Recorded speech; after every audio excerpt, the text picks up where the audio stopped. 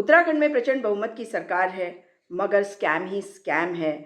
और जो स्कैम के बारे में बहुत पहले हमने बात करी थी, आज फिर कर लेते हैं बात, क्योंकि 2023 में हाई कोर्ट से इसमें एक आदेश आया था। मैं बात कर रही हूँ उद्यान विभाग के घोटाले पर। उद्यान विभाग यानी कि हॉर्टिकल्चर डिपार्टमेंट में जो घोटाला हुआ, उसमें रानीखेत के विधायक डॉक्टर प्रमोद नैनवाल के भाई सतीश नैनवाल का नाम आया, मगर नाम तो उनकी बहन का भी आएगा। और वो आज ये कहना चाहते हैं कि उनके भाई से उनके कोई रिश्ते नहीं, उनके भाई का काम अलग है, उनका परिवार अलग है। वो इसलिए क्योंकि उनका भाई सतीश नैनवाल अब ऐसे आरोप में फंसा है, ऐसे आरोप में फंसा है जिसे सुनकर आप दंग रह जाएंगे। देशद्रोह, उस पर मैं बाद में आऊंगी, लेकिन पहले आपको बता दूं कि जब हाईकोर्ट से आदेश आया, उसके बाद डॉक्टर प्रमोद नैनवाल ने ये कहने की कोशिश करी कि वो उसमें बिल्कुल इनोसेंट हैं। इनफैक्ट उन्होंने एक प्रेस कॉन्फ्रेंस भी करी थी एक होटल के अंदर, क्योंकि शायद उन्हें मुख्यालय में करने को मना कर दिया गया था। इसमें हॉर्टिकल्चर डिपार्टमेंट के चीफ हॉर्टिकल्चर ऑफिसर नैनीताल के RK सिंह ने कहा था कि 2402 पौधे एप्पल मोनोक्लोनल रूट स्टॉक के दिए गए थे सतीश नैनवाल को, यानी कि किसको? डॉक्टर प्रमोद नैनवाल, विधायक रानीखेत के भाई को। और इसका ये जो था, ये चीफ मिनिस्टर हॉर्टिकल्चर मिशन के तहत था। और इसमें जो हर पौध की का दाम था 465 रुपीज़ था, और इसका जो 50% था वो इनके भाई को, सरकार को यानी कि डिपार्टमेंट को देना था, और उन्होंने दिया नहीं, इसलिए राजस्व का नुकसान हुआ। इसमें एक और महत्वपूर्ण बात है कि जो एप्पल है, एप्पल की पौध अगर दी जाती है स्कीम के तहत, तो उसके लिए कुछ नियम कायदे निर्धारित है कि कितनी ज़मीन में कितने पौध आप लगा सकते हैं। और विधायक डॉक्टर प्रमोद नैनवाल और उनकी बहन, जो बेताल घाट की ब्लॉक प्रमुख है, उन्होंने कहा था कि सारे के सारे पौध जो हैं वो बच गए, लेकिन जो पैसा राजस्व है वो अगर इन्होंने सरकार को नहीं दिया, राजस्व विभाग में जमा नहीं किया, तो ये तो बहुत बड़ी चोरी थी। अब इसमें यह कहा गया था कि ये जो 2402 पौध दी गई थी, इसके लिए 70 नाली ज़मीन की ज़रूरत होती है, मगर इनके भाई और विधायक यानी कि प्रमोद नैनवाल और सतीश नैनवाल की मिलाकर भी बताया गया था उस टाइम पे कि 41 नली ज़मीन है। और इसी कारण से ये जो पूरा का पूरा स्कैम था, ये जब बाहर आया तो सरकार बैकफुट पे थी। और ये ऑर्डर की अगर मैं बात करूं तो ये ऑर्डर कोई बहुत पुराना नहीं है, ये अक्टूबर 2023 के आसपास की बात है। अब ये बात तो साफ हो गई है कि दोनों भाई और बहन, इनके रिश्तों में कोई दरार नहीं। लेकिन चलिए थोड़ा सा आगे बढ़ते हैं, और अप्रैल 2024 की ये रिपोर्ट है आज तक.in की, और उसमें ये बताया गया है कि अल्मोड़ा जिले के रानीखेत के विधायक प्रमोद नैनवाल के भाई सतीश नैनवाल ने कौन सा नया कारनामा किया।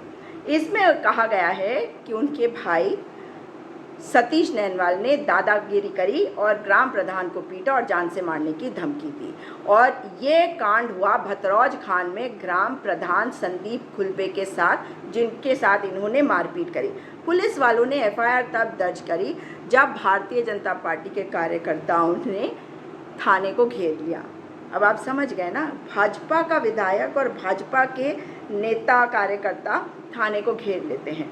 दर्जा राज्य मंत्री कैलाश पंत के नेतृत्व में भाजपा कार्यकर्ता जो हैं वो थाने पहुंचे प्रमोद नैनवाल के भाई सतीश नैनवाल के खिलाफ, और इसके बाद पुलिस हरकत में आई और उन्होंने विधायक के भाई सतीश नैनवाल के ऊपर और उनके भांजे संदीप बधानी, इनके ऊपर मुकदमा दर्ज किया। धाराएं थी IPC की 323, 504 और 506, और आरोप ये थे कि संदीप खुलबे ने बताया कि वे ग्राम मिचोली पोस्ट सीम के रहने वाले हैं, और उन्होंने जो अपनी तहरीर दी भतरौज खान में, उसमें बताया कि पीपल मंडी से भतरौज खान पहुंचने पर विधायक के भाई सतीश नैनवाल और उनके भांजे संदीप बदानी ने रामनगर रोड स्थित वेल्डिंग कि एक दुकान के ठीक सामने उनकी गाड़ी को रोका और उन्हें बाहर खींचकर उनके साथ मारपीट करी और इसके बाद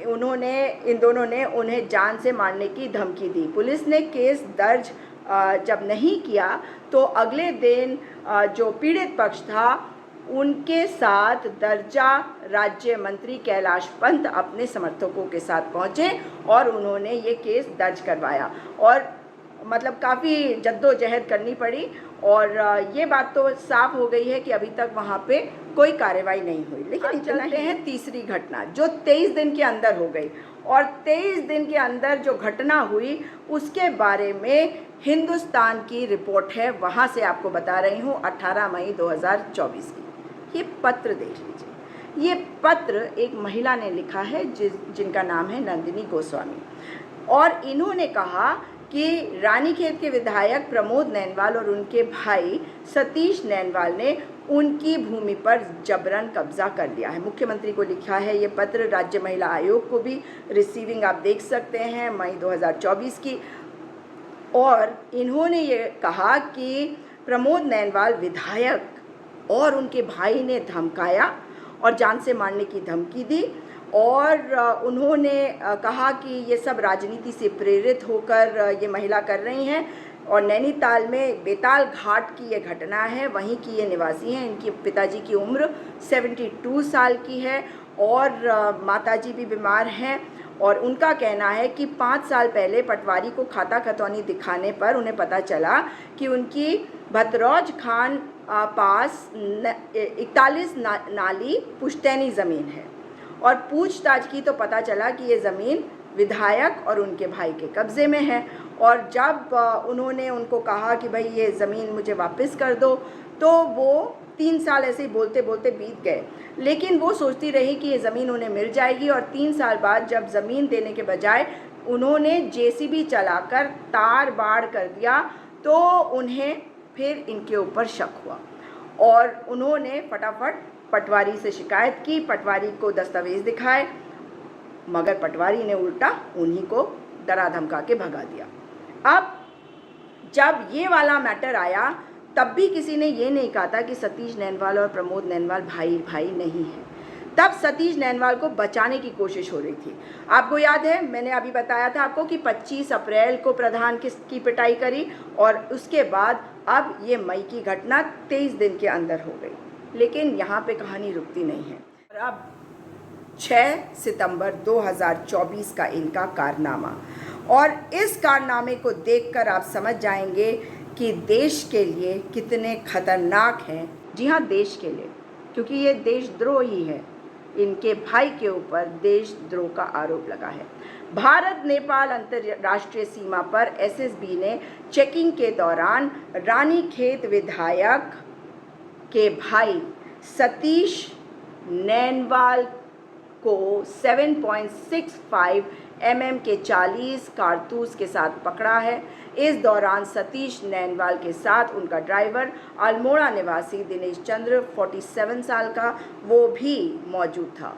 और इसके बारे में क्योंकि एसएसबी ने पकड़ा है तो एसएसबी ने एक प्रेस विज्ञप्ति जारी करी है और मैं आपको पढ़कर सुना रही हूँ। 57th वाहिनी एसएसबी के समवाय बनबसा, जिस एरिया में हुआ उसको बनबसा कहते हैं, बनबसा के द्वारा अवैध इलीगल 40 जिंदा लाइव राउंड जब्त किया गया।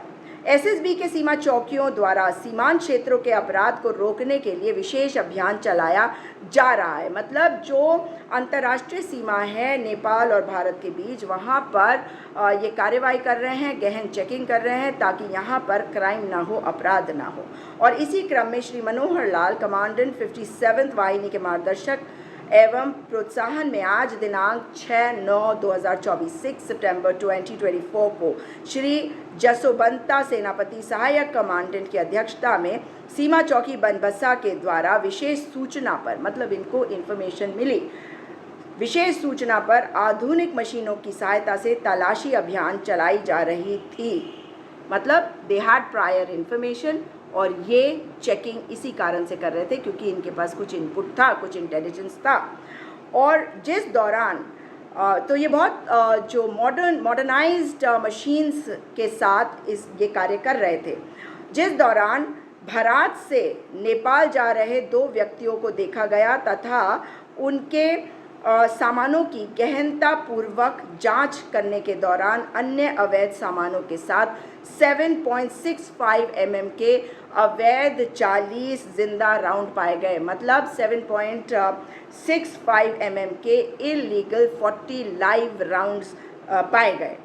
तत्काल प्रभाव यानी कि कारतूस, जिंदा कारतूस, तत्काल प्रभाव दोनों व्यक्तियों को पकड़ा गया व अवैध जिंदा गोलियों को अन्य अवैध सामान के साथ जब्त किया गया।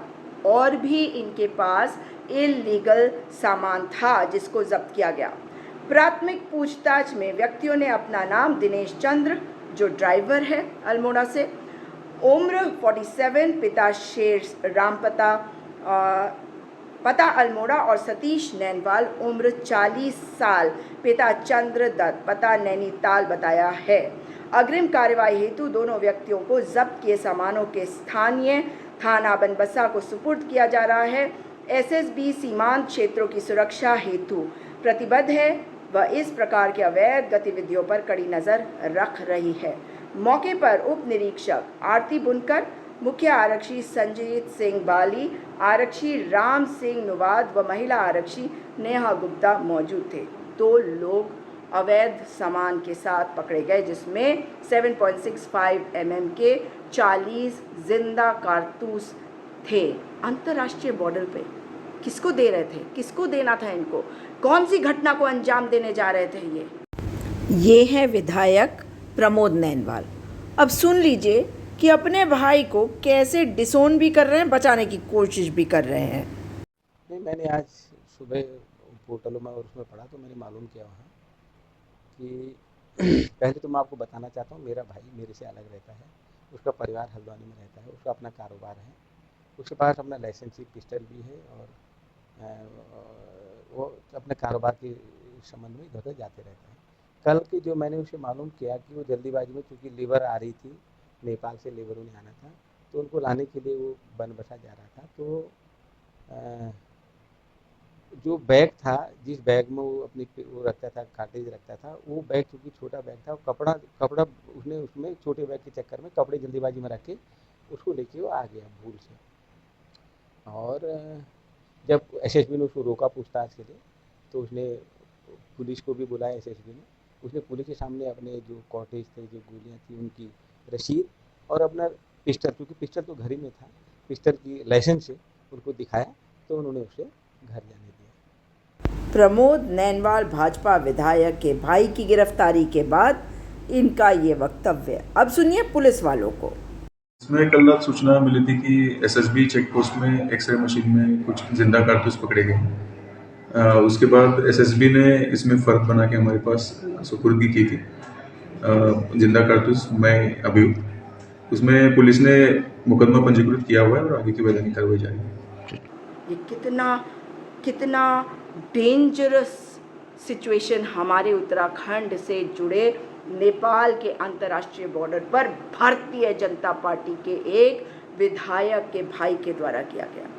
इसमें विधायक अब अगर ये कहे कि मेरा कोई लेना देना इससे नहीं, इसका परिवार अलग है, तो क्या आप इसकी बात को मानेंगे? जब मैं आपको बता चुकी हूँ कि उद्यान विभाग में जो पौधे दिए गए वो इनको दिए गए, पैसा जमा नहीं किया गया राजस्व में, और बहुत बड़ा घोटाला वो कोर्ट के माध्यम से टिप्पणी भी इनके ऊपर हुई।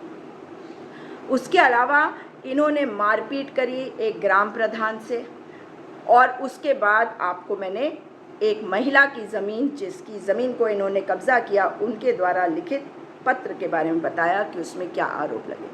तो इसमें क्या हैरानी है कि इनके ऊपर इतने गहन आरोप लगे हैं, मगर क्या करें, भारतीय जनता पार्टी की सरकार है और प्रचंड बहुमत है, तो प्रचंड इनका अहंकार है। और मुख्यमंत्री पुष्कर सिंह धामी जी, ये ज़ीरो टॉलरेंस आपके बस की बात नहीं, और सच्चाई ये है कि आप 100% भ्रष्टाचारी सरकार चला रहे हैं। अरे आपके मंत्री, आपके विधायक, आपके कार्यकर्ता सब अपराधों में संलिप्त है।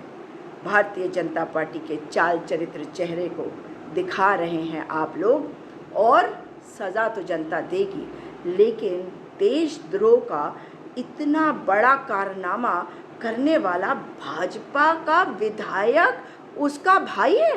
भाजपा के विधायक के भाई के ऊपर अगर लगे ये आरोप है और उसके हर अपराध में उसके भाई ने दिया उसका साथ है, तो ये कैसे माना जाएगा कि उसके भाई की इसमें संलिप्तता नहीं है।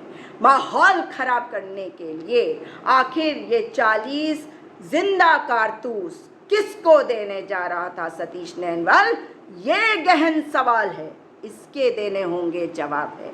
और अब आपको अपनी पार्टी से इन्हें निकालना चाहिए और मोदी जी को कहना चाहती हूँ, इनको हटाइए, ये विधायक है, इनसे इनका इस्तीफा क्या लेंगे आप, इनको बर्खास्त करिए, इनके ऊपर कार्रवाई करिए और इनके साथ वही करिए जो आप इंटरनेशनल बॉर्डर पर किसी और अपराधी के साथ अगर कुछ उसने गलत किया होता करते।